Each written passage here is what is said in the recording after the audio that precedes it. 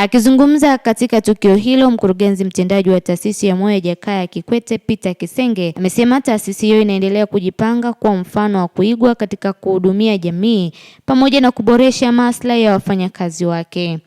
Ushirikiano kati ya TUGHE pamoja na LMC, kwa sababu ushirikiano huu ndio utaenda kuleta mafanikio ya wafanyakazi, kwa sababu tunachotakiwa ni kuhakikisha tunajali maslahi ya wafanyakazi.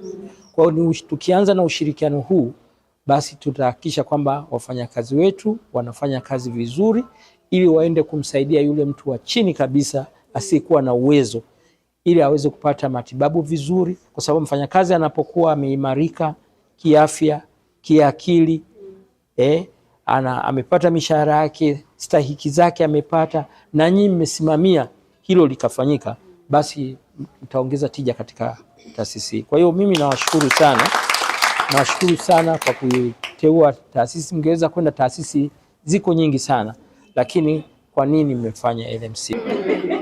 Siku ya kilele cha maadhimisho ya kina mama, taasisi ya Moyo ya JKCI ALMC watatoa huduma za vipimo bure. Upande wa kina mama hao kutoka TUGHE mkoa wa Arusha waliohudhuria tukio hilo wamesema chama hicho ni muhimu kwa wafanyakazi, kwani kinatetea maslahi yao na kusaidia ustawi wa wafanyakazi katika sekta mbalimbali. Kuhakikisha watumishi wote wamejiunga na TUGHE. TUGHE ni chama kikubwa, TUGHE ni chama pendwa, na mnafahamu wote jamani. TUGHE ni doctors, serikali kuu na madaktari na nurses. Kwa hivyo vyama vingine kwa kweli vinafuata. Tunafahamu kwamba taasisi ya Jakaya Kikwete LMC sasa ni taasisi pendwa ya matibabu ya magonjwa bobezi yote, ikiwepo kutibu wagonjwa waliopo ndani, walioko nje, lakini tumejikita zaidi kwenye kutibu jamii kwa maana ya kufanya outreach.